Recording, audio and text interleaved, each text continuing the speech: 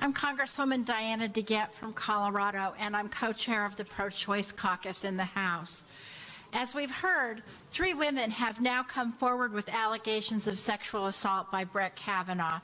These events, all of my colleagues have said, merit a fair, thorough, nonpartisan investigation.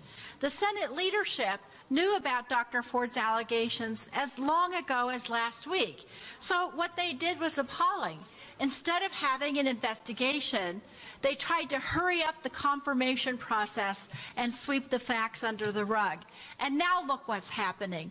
More and more facts are coming forward every day with the new reports of today.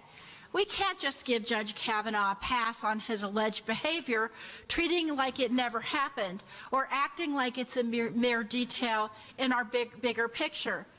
Because here's why. What would we say to adolescent boys and girls today?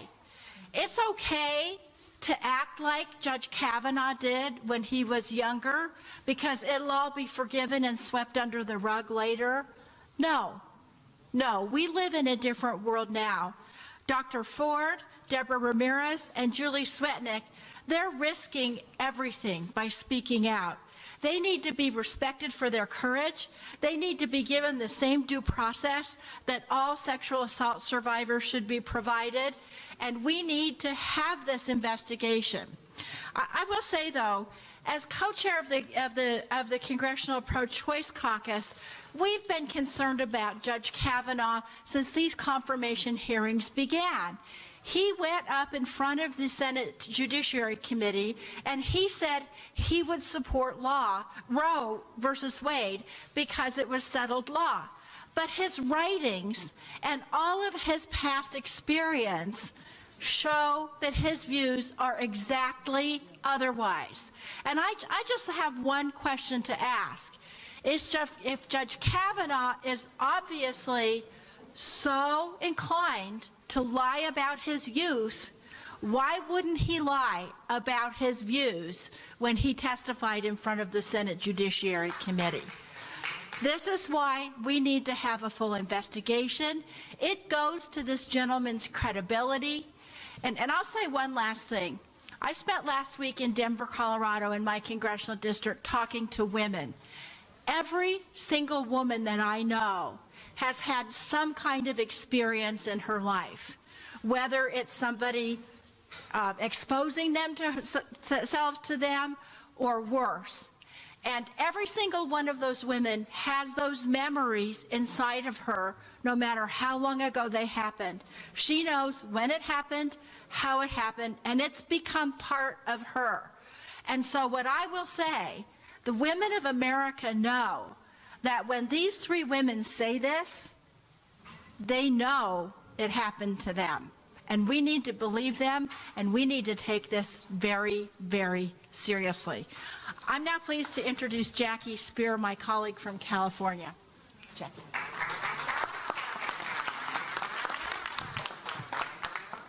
We are here today to make one thing crystal clear. To Dr. Blasey Ford and to the millions of sexual assault and sexual harassment survivors across this country, we have your back and we are not going back.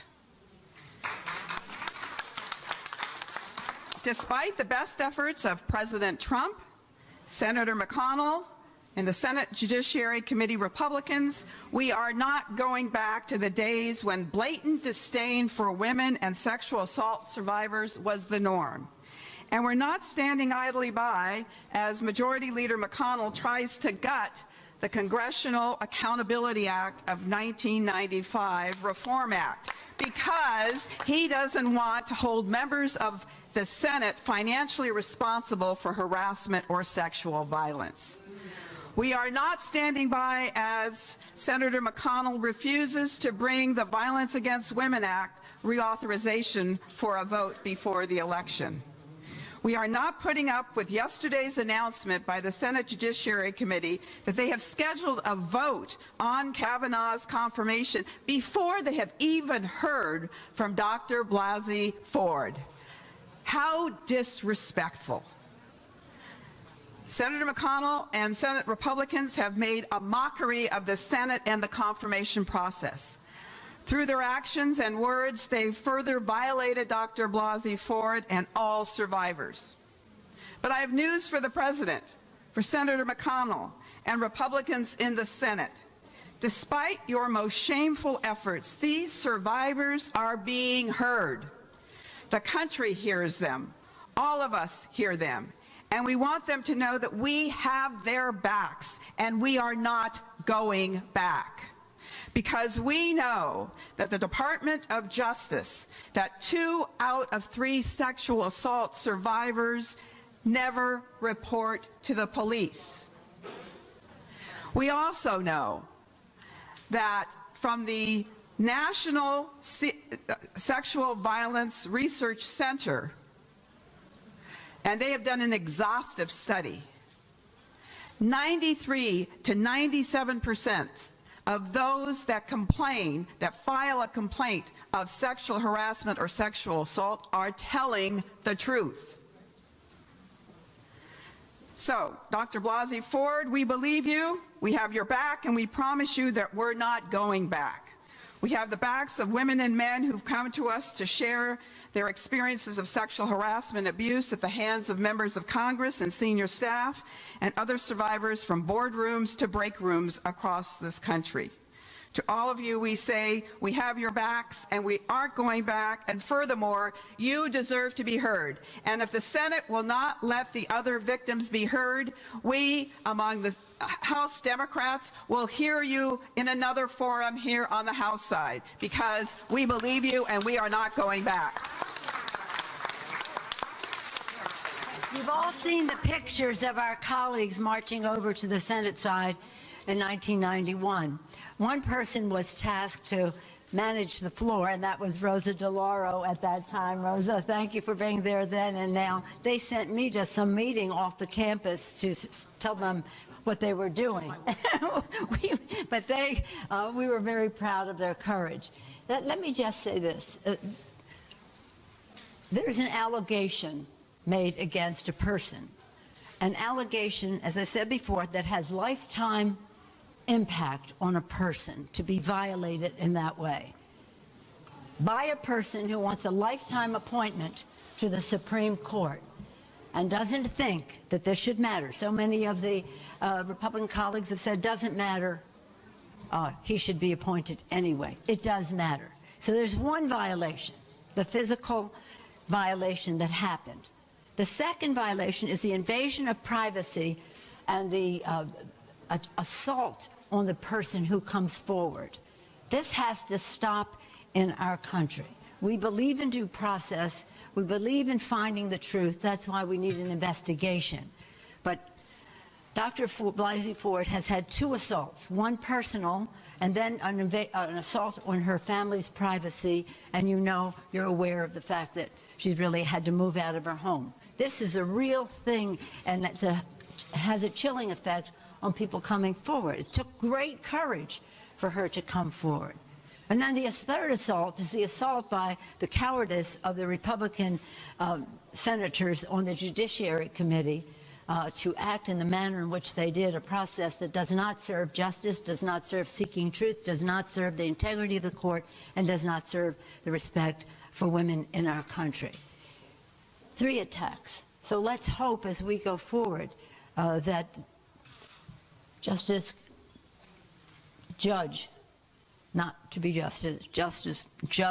Kavanaugh he will withdraw his name. Because unless he goes before that committee and tells the truth, he not only jeopardizes, if he does not tell the truth, he not only jeopardizes his appointment to the Supreme Court, he jeopardizes by lying to Congress the position he holds now. Do the right thing for our country and for the Republicans, quite frankly. End this thing. So in that, I just want to acknowledge Sheila Jackson Lee, who has the legislation for the extension, the real extension of reauthorization of the Violence Against Women Act. Thank her for her leadership. And I want to acknowledge a very special person who is here. Adi, are you mic'd? He's mic'd. This is a person, Adi Barkan, from the Center for Popular Democracy, has worked throughout our country to protect the Affordable Care Act. He has been a remarkable patriot in our country, has demonstrated great courage. But I'd rather he tell you about him than I. Adi, would you say a few words for us? Can you come on over here? Can you come closer? This is this very special honor for us. We are truly in the presence of greatness anytime Adi Barkan comes along, joins us. Adi Barkan, B-A-R-K-N. Here's the mic.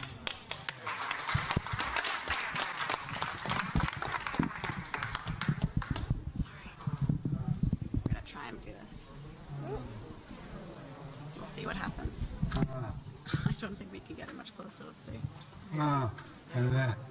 Thank you, Nancy Pelosi, for your generosity and your kind words. It's a profound moment for our country. We are facing a grave question about what kind of a democracy we want to be, and what kind of narrative we want to tell our children, and our children's children. And I am proud I was arrested on Monday, demanding that Mayor Kavanaugh withdraw his name.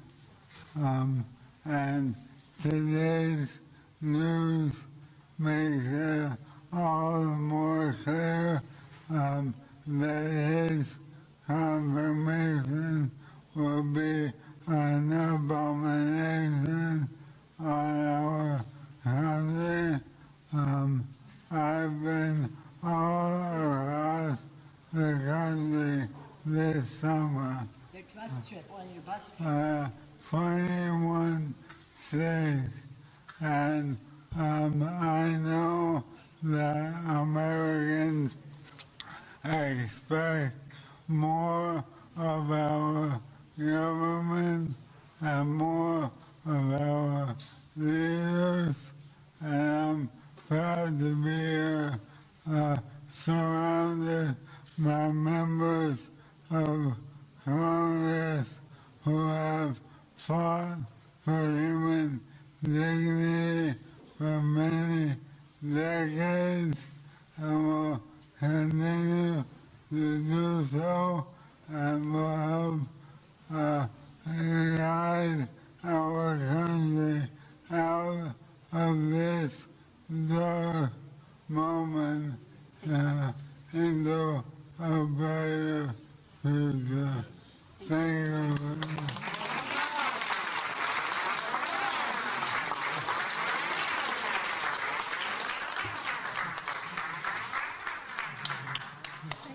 much.